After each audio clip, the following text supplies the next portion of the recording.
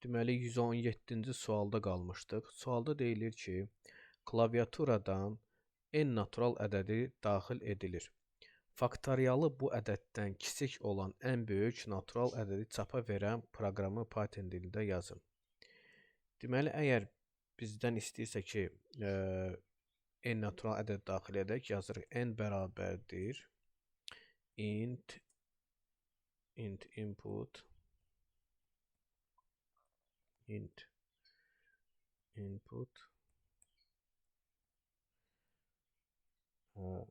və bizdən faktorialı istəyir. Faktorialımız əvvəlcə olacaq 1, yəni biz 1-ə vuraraq artırmalıyıq da.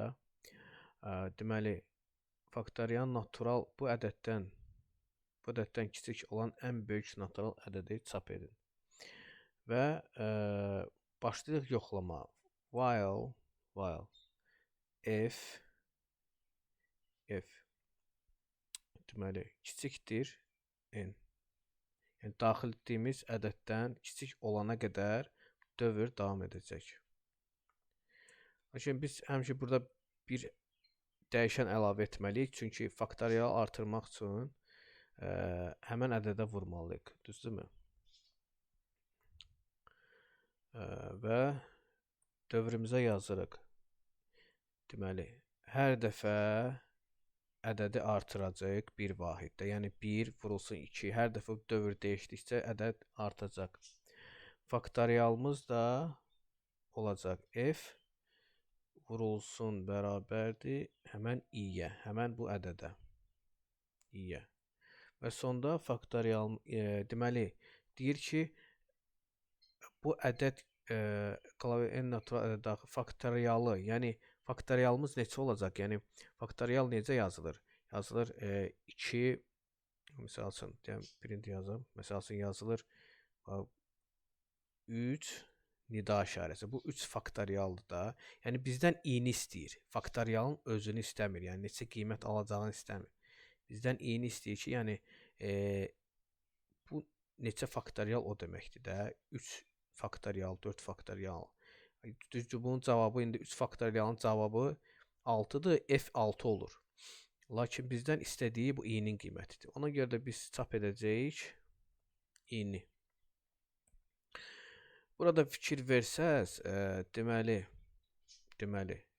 nümunədə göstərib 130 çıxış 5-dir, düzdürmü? Burada biz deməli 5 qiymət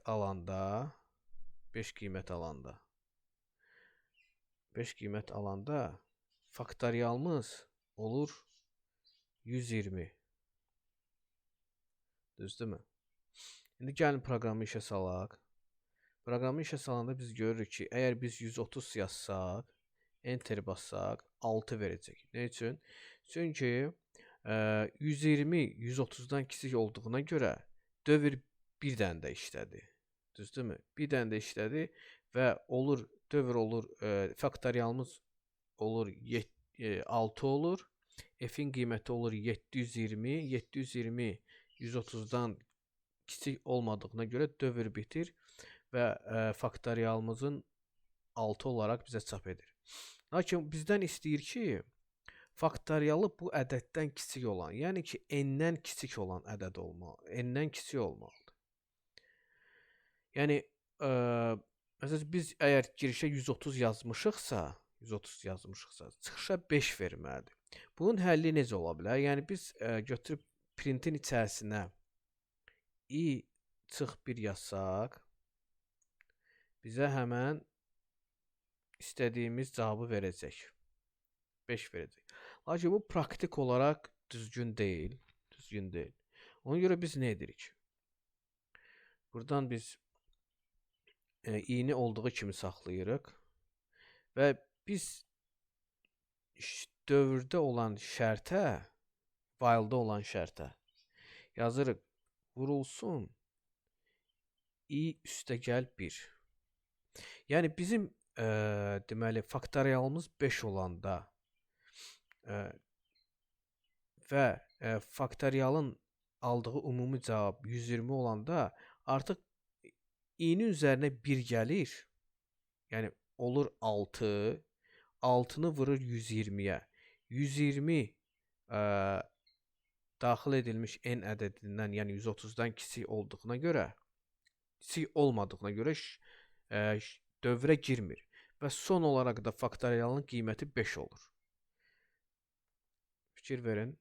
Proqramı işə salıram. 130 cavab 5-dir. Sonra ikinci nümunə 100 faktorial 4-dür. 24 faktorial 3-dür. Bu formada. Keçək 118-ci suala.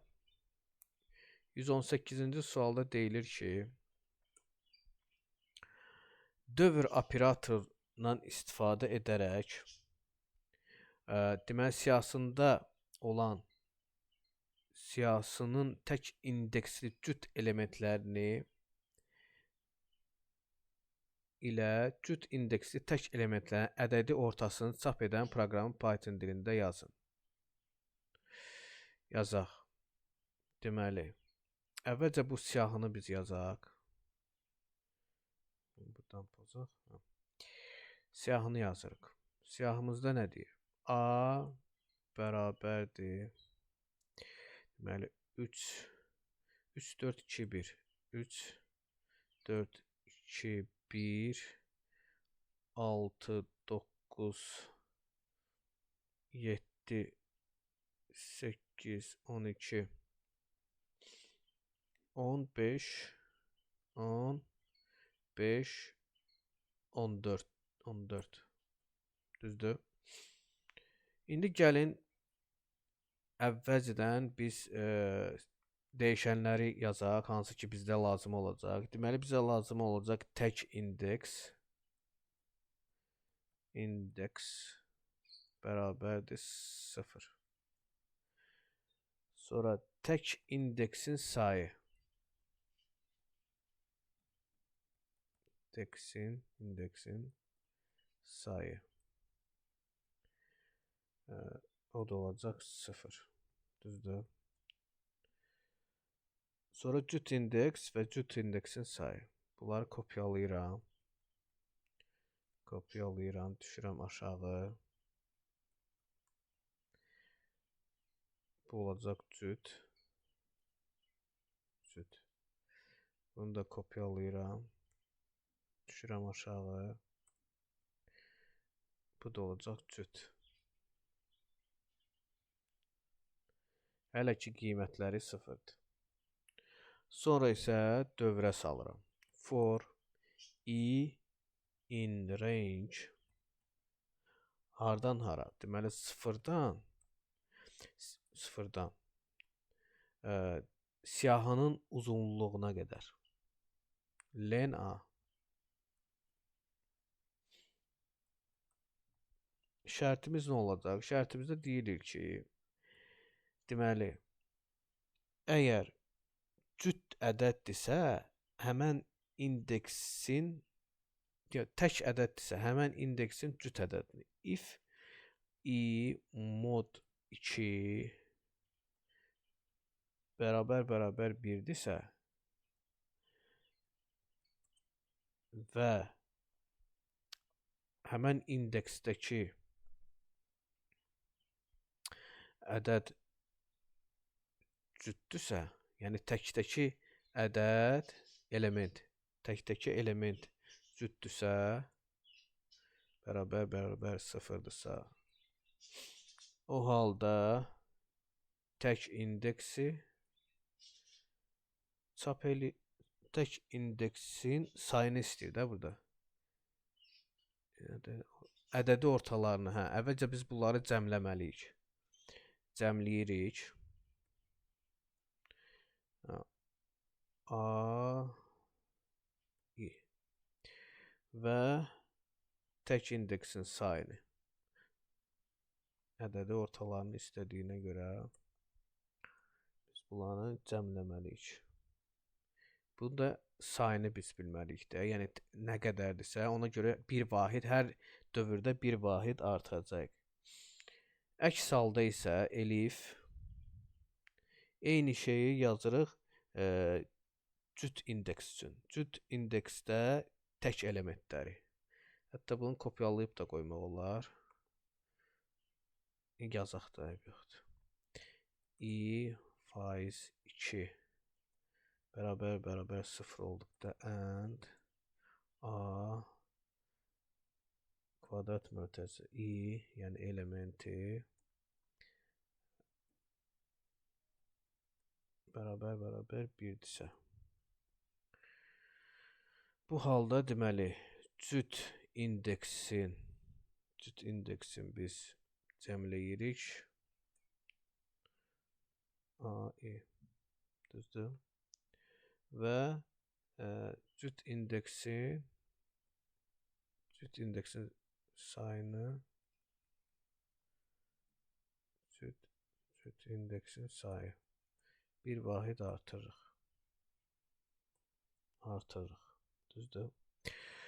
Sonda isə nə edirik? Sonda isə yazırıq tək indeksin ədədi ortası. Tək indeksin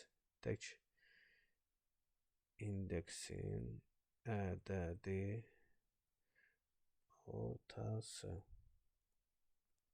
olsun nə?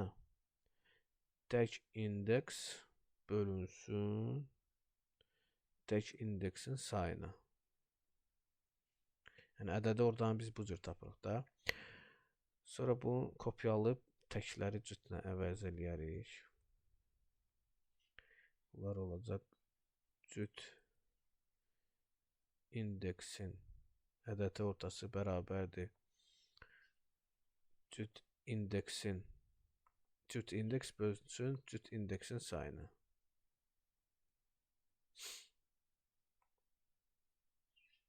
Cüt indeksin cəmi əslində yazmalıydıq, amma ayıb yox. Sonra qalır bunu biz çap etməkdə. Sonda biz çap edəcək print. Çap edəcək. Deməli, cüt indeksin tək indeksin ədədi ortası vergül. Bu da bərabərdir. Vergül tək indeksin ədədi ortası. Sonra eyni şeyi kopyalayıram. Yazıram cüt.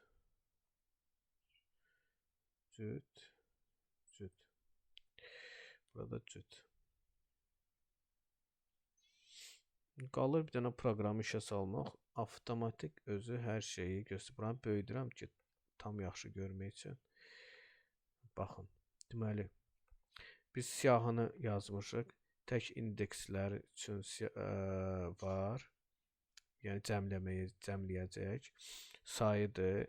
Sonra cütlərin cəmi sayı.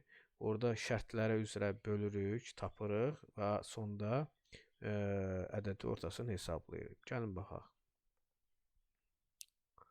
Proqramı işə saldıq. Deməli, tək indeksin ədədi ortası bizdə 9-dur. Cüt indeksin də ədədi ortası 5-dir. Yəni, bu əvvəlcə sayını tapdı, cəmlədi, sonra cəmini sayına böldü, tək indeksin ədədi ortasını tapdı, sonra cüt indeksin ədədi ortasını tapdı. Əgər istəyirsinizsə ki, bu deməli, kəsirsiz göstərsin, onda burada aşağıda fikir verin. Deməli, tək indeksin ədədi ortası bərabərdir. Tək indeks bölək, 2 dənə bölək işarəsi qoyuruq. O halda bizə kəsirsiz göstərəcək cavabı. 9 və 5. Keçək növbəti suala. Deməli, 119-cu sual. Bunu pozuram. Və kisildirəm. Keçildirik və oxuyuruq sualı. Klaviaturadan daxil edilmiş deməli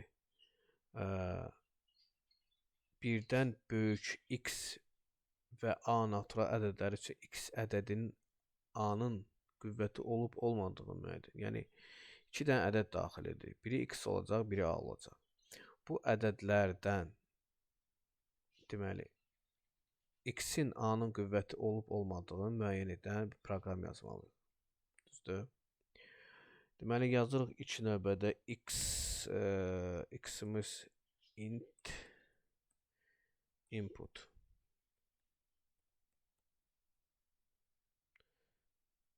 Sonra da bu olsun a. Düzdür? Deməli biz nə edirik? Biz bunu dövrə salmalıyıq da, düzdür? Bir-bir tapması üçün. Deməli bizə lazımdır ki, biz əvvəlcə bir dəyişən təyin edək ki, hər dəfə dəyişəni qüvvətə yüksəltməklə biz onu müqayisə etməliyik.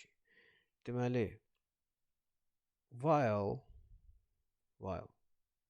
i, yəni i kiçikdirsə x-dən. Yəni birinci bizim dəyişənimiz nədir?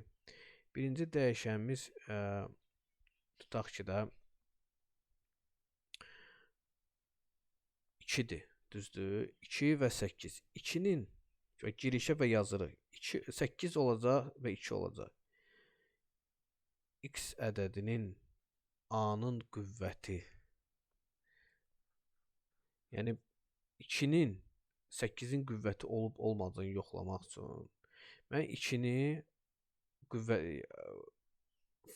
qüvvətə yüksəltməliyəm. Necə eləyəm? Yazıram. Burada 2 nöqtə. i vurulsun bərabərdir a olacaq. Yəni ki, məsələn 2a2 olanda hər dəfə 2-ni özünə vururam. 2 vurulsun, 2 vurulsun. Ta ki x-dən böyük olana qədər. Əgər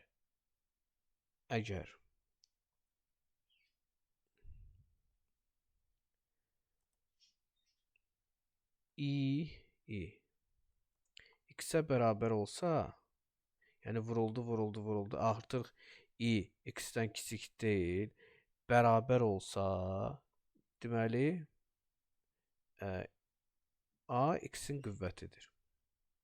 Print yes. Print yes. Əks halda no. İndi print no. Yəni fikir verin. Deməli x-ə ya burada yazım. Deməli x bərabərdir və a bərabərdir.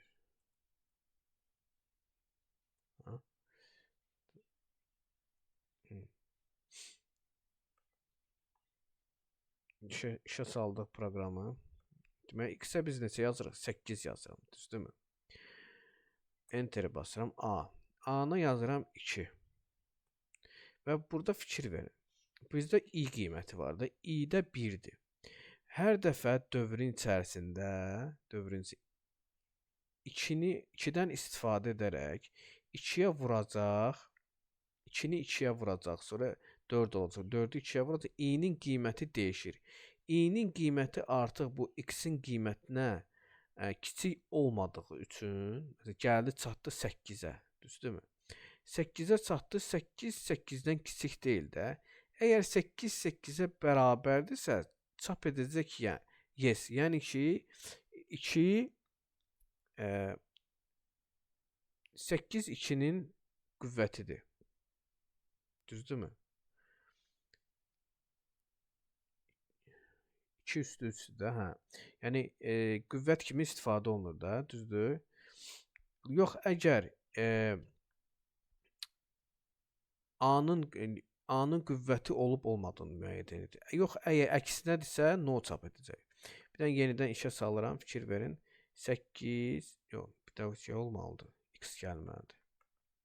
Demək, x bərabər olsun 8, 2, yes. Yes çıxdı. Əgər biz 9, 4 yazsaq, no çıxacaq. Və yaxud da ki, 25, 5 yes çıxacaq. Yəni bu formada. Hər dəfə vurur özünə. Bərabər elə. Əgər deməli şərti ödəməyəndən sonra while-da artıq çıxandan sonra baxır ki, if bərabərdirsə bir-birinə, 25 məsələn 25-ə bərabərdirsə, onda çap edir ki, həqiqətən 5 ədədi 2-nin qüvvətidir və belə. Keçək növbəti suala. 120-ci sual. Klaviaturadan daxil edilmiş x və n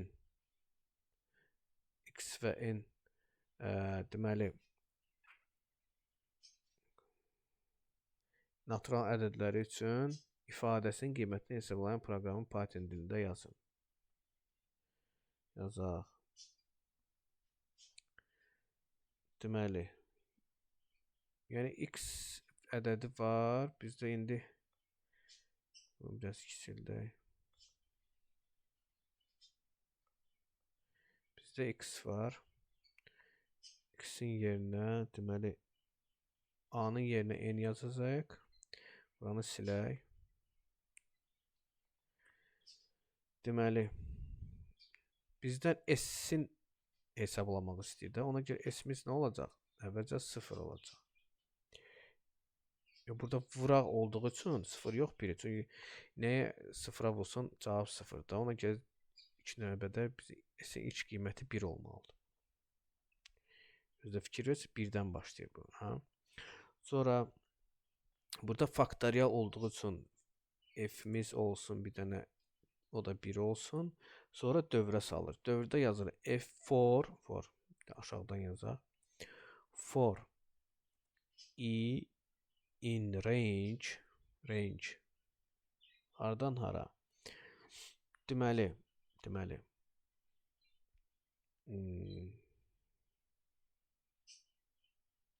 birdən başlayır. Birdən başlasın. Birdən. 2n üstə gəl 1. Fikir versiniz. Son bu 2n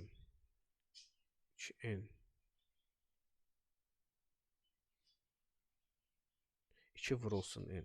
Üzr istəyirəm. 2 vurulsun n. Çünki x-in qüvvəti 2n-dir. Ona görə də biz bura 2n yazmalıyıq. Və biz faktorialımızı hesablayırıq. F vurulsun öncədən. F vurulsun i-yə. Faktorialımız hesablanandan sonra əgər i-miz cüt ədəddirsə,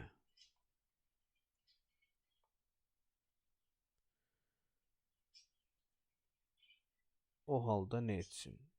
S-in üzərinə gəlsin. Deməli, necə yazıb? X-in qüvvəti idi. X-in qüvvəti idi. Bölünsün faktoriala. Fikir versiniz, biz artıq burada 2n-i hesablayırıq öncədən. Sonra onu bölürük, deməli, məxrəcə onu salırıq. Və sonda da biz S-in qiymətini çap edirik. Print S. Əvvəlcə 2n tapılır. Sonra x həmin qüvvətə yüksəldilir. Sonra da elə bir 2n faktorial hesablanır və bölünür həmən 2n-ə. Bəli. Məsəl üçün yazaq qiymətləri. X-imiz olsun bizdə. Burada n yazılıb, bir də üzr istəyirəm. Burada a-nı mən n eləyim. Yenidən işə salaq. Demək, x olsun bizdə. Tutaq ki, 8. N də olsun 2. Cavabımız 203,666. Belə, keçək növbəti suala. Növbəti sual 121-ci sualdır. 121-ci sualda deyilir. 1-200 parçasındakı tam ədədlərdən 5-ə bölünüb 3-ə bölünməyən 5'ə bölünüb 3'ə bölünməyən ədədlərin deməli siyahısını, ədədlərin sayını çap edən. Aha. Sayını istəyir bizdən. Deməli, nə edirik? Bu əslində asan sualdır. Yazırıq. Nə istəyir bizdən? Deməli, sayını istəyirsə, biz bir dənə S dəyişəni əlavə edək, olsun 0. Deməli, birbaşa bizdən parça istəyirsə, bunu dövrə salırıq. For I in range 1-200 arası da. Çünki 200 da daxildir də. Deməli, bu parçada biz dövrə salırıq. Şərtimiz nədir? I-yə bölünən 3'ə bölünməyən. Aha.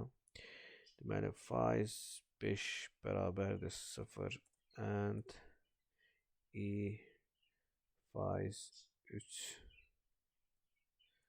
nida bərabərdir 0. Yəni 3'ə bölünməyən. Bu halda S-i bir vahid artır. Sonda isə S-i çap elə. Print S. Belə yazaq. S bərabər olacaq. Vergül S. Baxaq. Deməli, 1 ilə 201 arası 5'ə bölünən, 3'ə bölünməyən ədədlərin sayı. Proqramı işə salırıq. Baxaq. S bərabər olacaq. Heç nəyə. Niyə? S bərabər if 5'ə bölünən və 3'ə bölünməyən.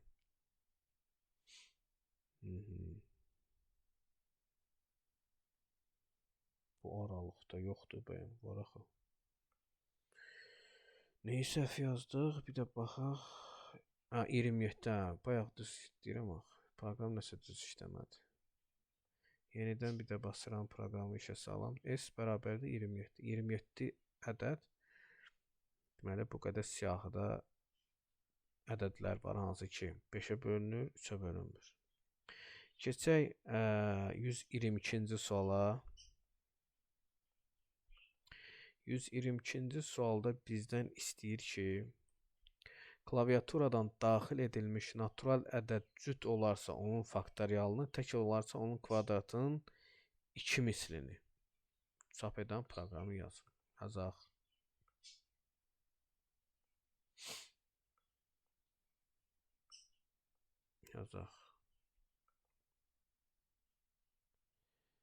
Deməli, klaviaturadan ədəd daxil edirik də. Int input ədədi daxil elədik. Düzdür. Sonra nə istəyir? Əgər cüt ədəd olarsa, if n faiz 2 bərabər 0'dırsa, neynəsin? Deməli, faktorialımız olsun f, qiyməti olsun 1. 1'dən başlayırıq. For I in range 1'dən n plus 1'ə qədər. Yəni sonuna qədər də. Sonuncu rəqəmə qədər. Neynəsin? Faktorialı hesablasın. Vurulsun I. Yəni cütdürsə faktorialı hesablasın və çap eləsin. Print F.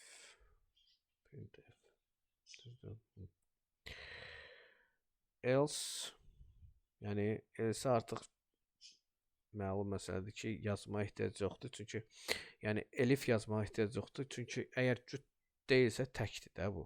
Else, yəni tək ədədlər üçün. Neynəsin? Bu dəfə biz üçün deməli qüvvətinin 2 hasili, kvadrat 2 mislini 2 vurulsun n-in qüvvətinə, kvadratına. Kvadratına vurulsun. Və sonda da çap eləsin. Print. R. Aha. Deməli, nə edirik? Deməli, bizdən burada deməli nümunə var. Girişə deyir 5 yaz. 5 yazanda 50 qaytarmalıdır. 5 yazırıq girişə. 50 qaytarır. 6 yəni cüt rəqəm olduğu üçün faktorialını istəyir. 6 faktorialı düz hesablamadı. Mən burada üstə gəl yazmışam. Üzr istəyirəm. Burada vuraq olmalıdır. 6 720. Birdən də hesablayaq faktorial. Misal üçün 5. 5 təkrar. Mən cüt rəqəm olmalıdır. 4. 24. 4 faktorial 24-dür, düzdür. Keçək 123-cü sual. Bunu silək.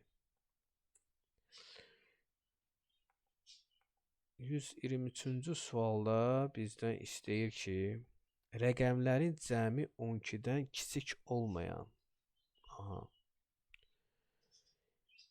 2-yə və 5-ə bölünən bütün 3 rəqəmli natural ədədlərin sayını çap edən proqramı Python dilində yazın. Deməli, 3 rəqəmli ədəd olacaq. 12-dən kiçik olmayacaq. 2-yə və 5-ə bölünən. 2-yə və 5-ə bölünən o deməkdir ki, yəni 10-a bölünən ədədlərdir. Yəni bir ədəd ki, eyni zamanda həm 2-yə, həm və 5-ə bölünürsə, bu ümumilikdə 10-a bölünən ədədlər hesab olunur. Yəni ki, misal üçün 8 2-yə bölünür, 5-ə bölünmür. 15 5-ə bölünür, 2-yə bölünmür. Lakin 10, sonra 20, 30, 40, 50, 60 bunlar həm 2-yə bölünür, həm də 5-ə bölünür. Və buradan biz nəticə çıxardıq ki, yəni ümumilikdə 10-a bölünən ədədlər eyni zamanda 2-yə və 5-ə bölünən ədədlər. Yəni biz üçün işimizi asanlaşdırır. Çünki 2 şərti yazmağa ehtiyac yoxdur. Bir dənə şərt yazacağıq ki, 10-a bölünən ədədlər. Deməli, bizdən say istədiyinə görə s-i biz yazırıq 0 və dövrə salırıq. For i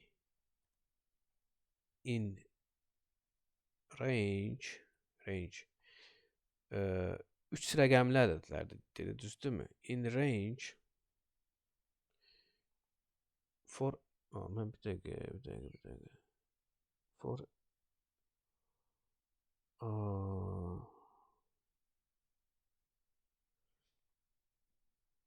i'ni yazmamışam ki.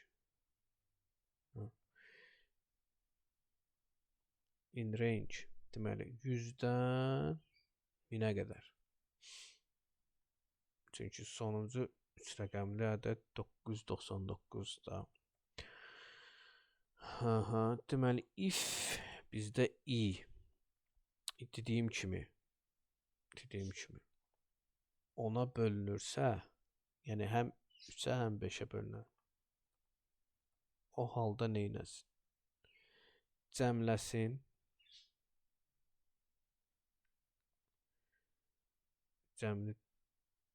Cəmli istəyir də bizdən.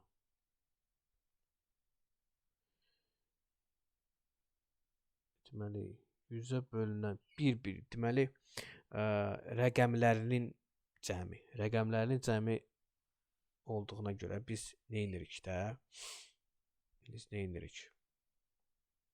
Biz rəqəmləri ayırmalıyıq. Necə ayırırıq? Deməli, birinci rəqəmi ayırmaq üçün biz deməli, i-ni tam olaraq 100-ə bölürük. Üzərinə gəlirik. i-ni əvəzi 10-a bölüb sonra qalığını tapırıq. Bu orta rəqəmi tapır. Və sonra da i-ni i faiz 10, bu da 3-cü rəqəmi tapır. Yəni 10-a böləndə qallıq nədirsə, bu 3-cü rəqəm deməkdir. Faiz 10. Düzdür? Yəni bu rəqəmlərini cəmli. Məsələn 653, 6 üstə gəl 5 üstə gəl 3 bu formada cəmlədi. Sonra soruşuruq ki, bu cəm 12-dən böyükdürsə, S-i bir vahid artır. Bəli. Və sonda da S-i çap elə. Print S. Bunu böyüdüm. Ehtiyac yoxdur. Deməli, bir dənə proqramı işə salırıq, birbaşa hesablayacaq. 21. Deməli, 21 dənə bu 100-dən 1000 arasında 5-ə və 2-yə bölünən rəqəmlərinin cəmi 12-dən böyük olan 21 dənə ədəd var. Bəs yaxşı, gəl burada bir dənə şərti dəyişək, qoyaq ki, rəqəmlərinin cəmi olsun 20-dən böyük olan. Neçə dənə ədəd var? 0 dənə. Yoxdur. Rəqəmlərinin cəmi 14-dən böyük olan 10 dənə ədəd var. Rəqəmlərinin cəmi 5-dən böyük olan 75 dənə ədəd var.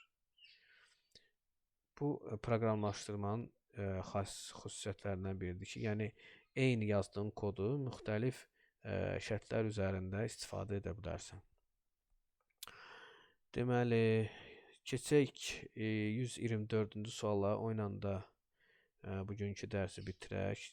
Qalanı növbəti videoda, daha doğrusu bugünkü dərsi yox, bugünkü videonu bitirək. Növbəti videoda davam edərək. 124-cü sual. Daxil edilən n natural ədədi üçün ifadənin qiymətini hesablayan proqramı Python dilində yazın. Daxil edilən n natural ədədi. Deməli, buranı təmizləyək. Yazıram. Daxil edilən n natural ədədi. Düzdürmü? N natural ədədini daxil edirik. Int input. Daxil elədim. Bizdə S nədir? S-imiz əvvəlcə 0 olacaq. Burada faktorial da var da, düzdürmü? Faktorial. Ona görə faktorialımız isə 1 olacaq, çünki ədədə də vuranda 1-dən başlamaq lazımdır. Daha sonra dövrə salıram. For i in range hardan hara? 1-dən n plus 1-ə qədər. N üstə gəl 1-ə qədər. Hesablasın. Əvvəlcə faktorialımı hesablasın mənim üçün. Faktorialımı. Vurulsun 1. Və S üstə gəl bərabərdir. Necə? Deməli, bizim birinci kəsrimiz, görürsünüz, mənfidir də, düzdürmü? Mənfidir. Ona görə də mən mənfidən başlamalıyam da. Yəni, mənfi, mötərizədə yazıram. Mənfi 1. Mənfi 1-in qüvvəti olmalıdır. Niyə görə? Çünki biz yəni ikinci kəsir müsbət olur axı. 1-in qüvvəti 1 olanda mənfi 1 qalır. 1-in qüvvəti 2 olanda, mənfi 1-in qüvvəti 2 olanda müsbət olur. Mənfi 1-in qüvvəti 3 olanda yenə mənfi olur. Yəni üçüncü mənfi olur da burada, düzdürmü? Ona görə də biz qüvvət şəklində i-ni yazırıq. i də hər dəfə bir vahid artır da. Yəni bu dövr fırlandıqca n-ə qədər hər dəfə bu bir vahid artır. Son və bölürük həmin deməli bölürük f-in qüvvətinə. Fikir versiniz. N faktorialın üstü n. Mötərizədə yazaq bunu.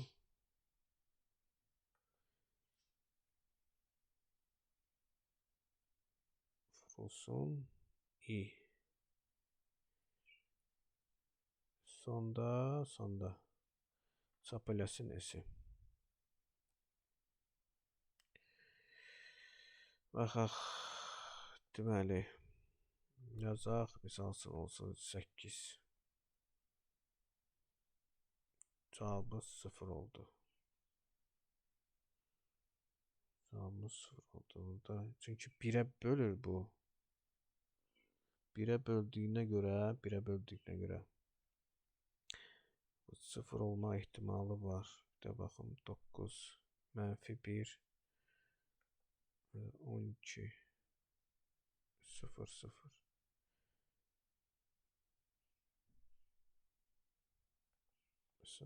15 mənfi 1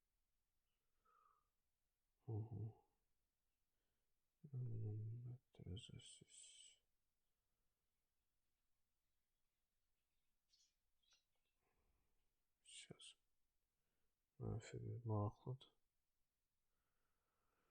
Cavab ya mənfi 1 eləyir, ya da ki 1 eləyir. Yaxşı, bu qədər. Növbəti videoda deməli 125-ci sualdan davam edərik. Diqqətiniz üçün təşəkkür edirəm. Sağ olun.